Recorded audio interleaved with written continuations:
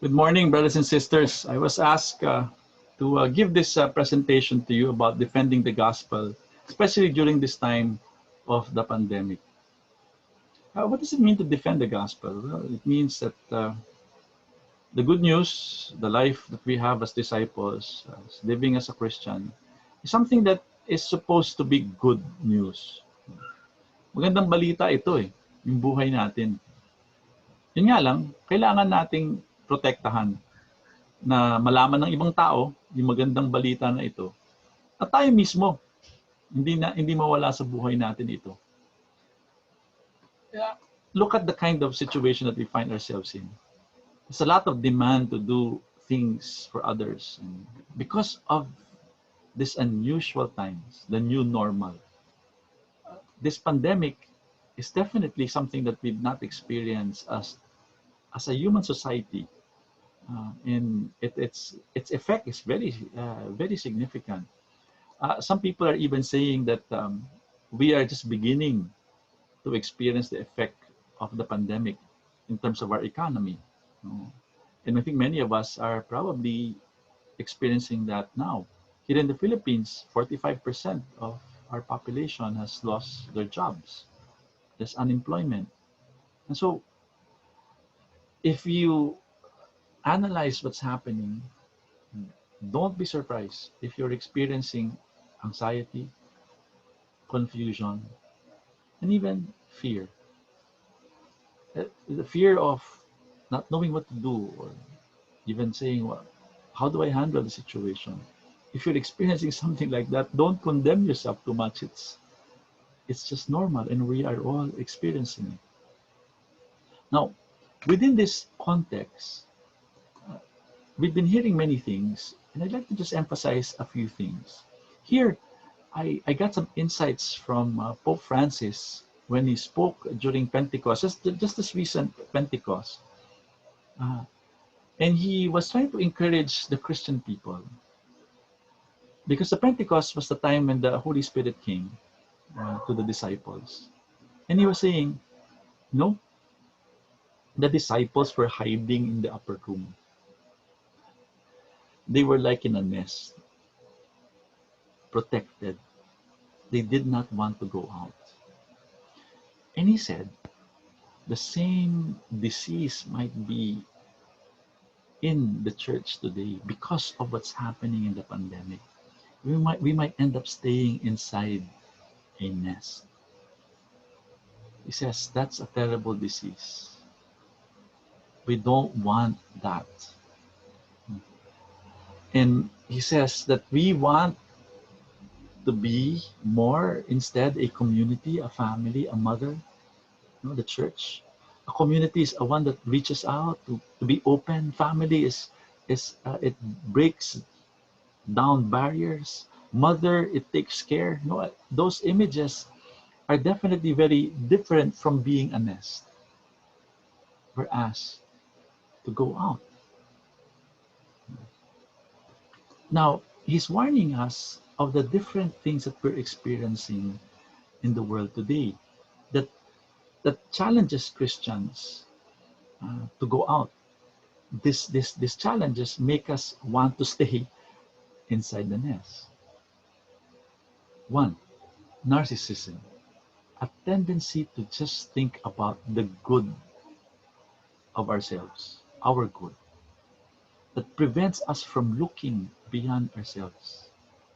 And it becomes the priority, ourselves. I'm not saying that you shouldn't take care of ourselves, but he's saying too much thinking and even making it your idol, the center of your life, yourself, it's dangerous. Another one is what he calls victimhood, a tendency to blame others, to always complain. Sounds familiar, right? In social media, that's sometimes what you see. We're always complaining about others. And so another thing that could lead to these two things could lead to the last one. And what's that? Being pessimistic.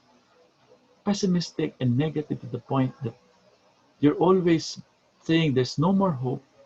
Everything is collapsing, everything is falling apart. And then you say, I won't do anything.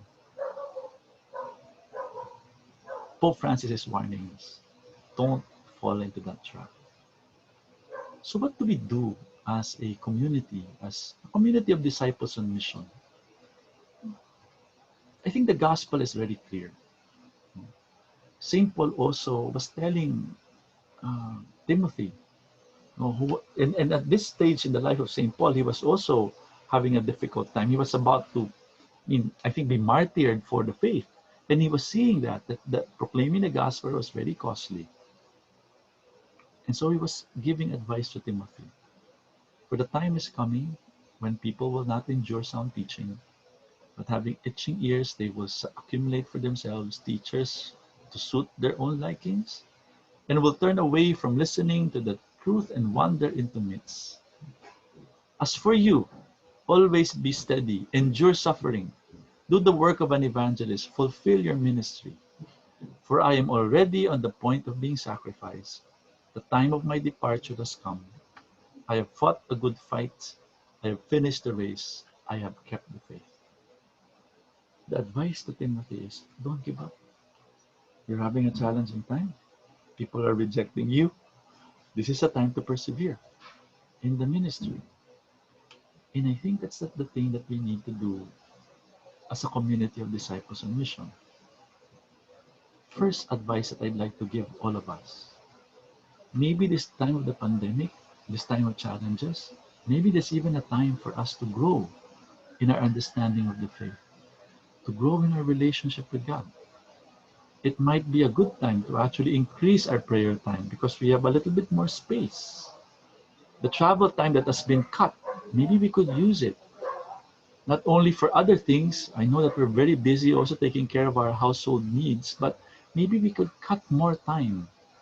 Maybe cut less time, take some time from watching something, and instead increasing a little bit your time with the Lord, your time of prayer, your time of reading the Bible.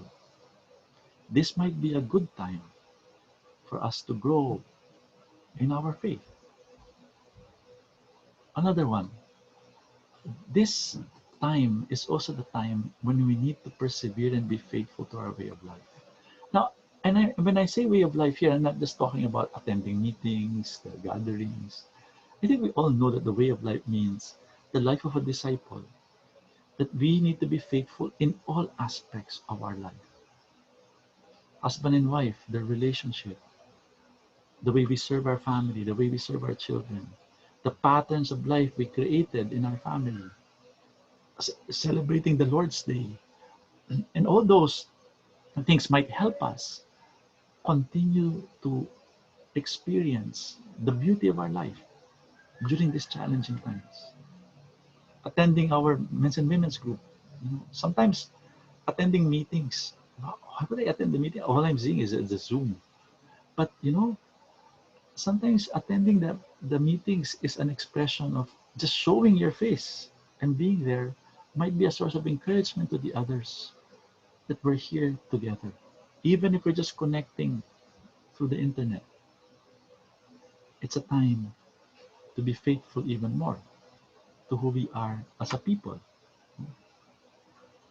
Last but not the least, I think it's also really a crucial time to proclaim the gospel. There's an upcoming pathways that's sponsored by the central sector. All the pathway sites, we decided to have one uh, choices seminar. Maybe it's a good time to invite some of your friends. If you know of a couple who you think is ready to hear the gospel, go and invite them. I was surprised. I was asked by group of singles who are organizing a choices seminar in the central sector. And they said, Kirol, why don't you post something in your Facebook? And I did. Uh, in the central sector, in this sponsor, we decided, wow, uh, this is a great opportunity. And then to my surprise, um, a number of my former students decided to go. Uh, Again, we're sponsoring this in the central sector. I know that there's an upcoming pathways for the north also. Be aware of that. Be aware of that. This is a time for us to evangelize. This is a time for us to work together uh, and to bring people to the Lord, because people are hungry for the Lord. So, brothers and sisters, this talk that I gave you is just a sort of a reminder that amidst the challenging times that we live in, we need to defend the gospel. We need to protect it. How do we protect it? By living it out faithfully. And living it out faithfully, we're also asked and reminded by Pope Francis, don't keep it. Don't be a nest. Go and spread the good news to others. So I hope this insights can help you as members of the Ligayan ng Panginoon community, and that all of us will become faithful disciples. And remember that we are a community of disciples on mission. And this is a crucial time to live out this vision and mission, because the pandemic is causing people to search for something more. And we have something to offer. The life with the Lord that we have is something that people need. God bless you, brothers and sisters, and I hope that this can encourage you some more to be faithful to our way of life and to go out there and serve and evangelize and bring the good news to others. Thank you very much. God bless you. Have a good Sunday.